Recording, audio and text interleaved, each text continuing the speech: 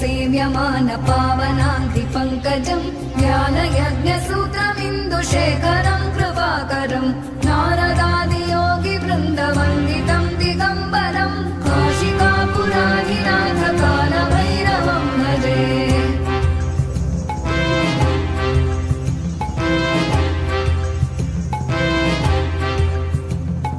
भानुकोटिभास्वनं भवाभितारकं परं नीलकण्ठमीप्सितार्थदायकं त्रिलोचनं कालकालमम्बुजाक्षमक्षशूलमक्षरं काशिकापुराधिनाथ कालभैरवं भजे।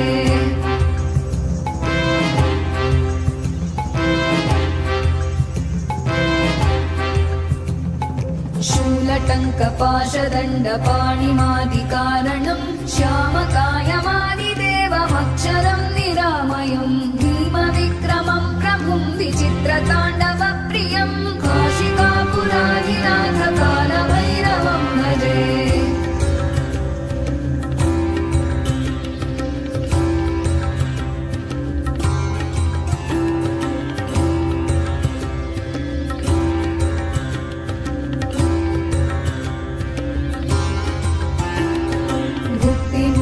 दायकं प्रशस्तचारुविग्रहं भक्तवत्सलं स्थितं समस्तलोकविग्रहं विनिक्मणं मनोग्रहेम किङ्किणीलसत्कटिं काशिकापुराधिनाथ कालभैरवं भजे।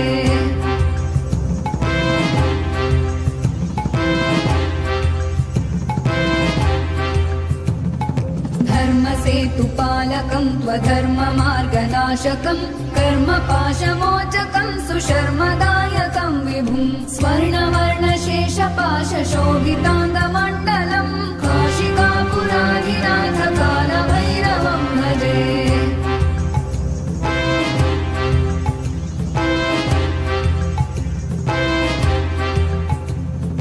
रत्नपादुका प्रभाभिरामपादयुग्मकं नित्यमद्वितीयमिष्टदैवतं निरञ्जनं मृत्युदर्पनाशनं करालदं श्रमोक्षणं काशिकापुराधिनाथ कालभैरवं भजे।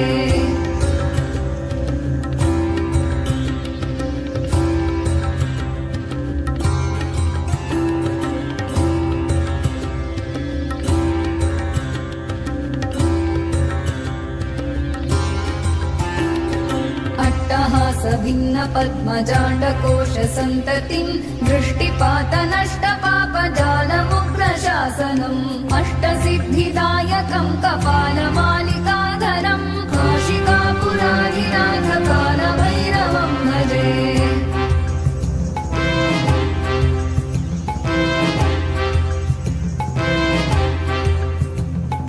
भूतसङ्घनायकं विशालकीर्तिदायकं काशीवासलोकपुण्यपापशोधकं विभुं नीतिमार्गकोविदं पुरातनं जगत्पतिं काशिकापुराधिनाथ कालभैरवं भजे।